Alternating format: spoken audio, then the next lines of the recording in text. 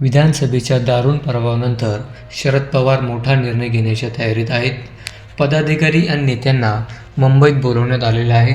विधानसभा निवडणुकीत संपूर्ण राज्य पिंजून काढल्यानंतरही दारुण पराभव पदरी पडलेले राज्यातील ज्येष्ठ नेते शरद पवार पुन्हा एकदा कामाला लागले आहेत.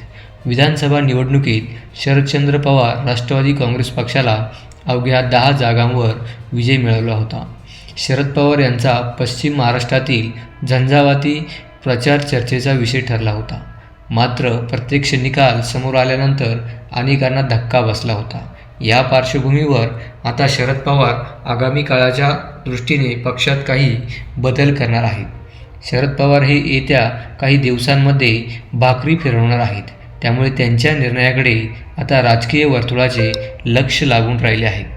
सूत्रांनी दिलेल्या माहितीनुसार राष्ट्रवादी काँग्रेस शरदचंद्र पवार पक्षात बदलाचे वारे वाहण्यास सुरुवात झाली आहे.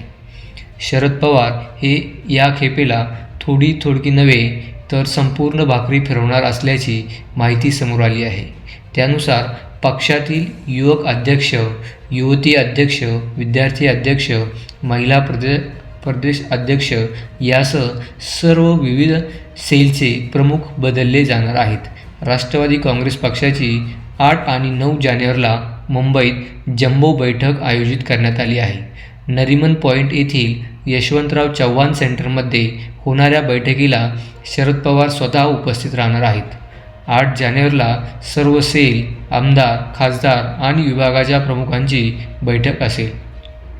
तर 9 जानेवारी रोजी शरद पवार हे आमदार, खासदार, माजी आमदार आणि जिल्हाध्यक्षांसोबत चर्चा करणार आहेत.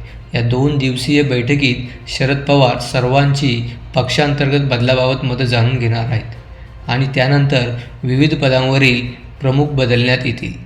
शरद पवार यांनी भाकरी फिरवल्यास जयंत पाटील यांचं प्रदेशाध्यक्षपद कायम राहणार की नाही याची चर्चा सुरू झाली आहे.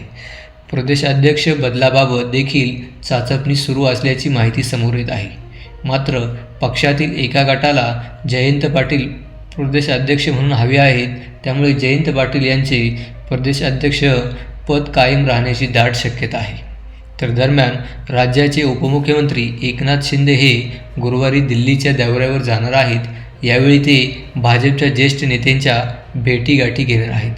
ते दिल्लीत पंतप्रधान मोदी यांना भेटणार का याकडे सर्वांच्या नजरा लागल्या आहेत.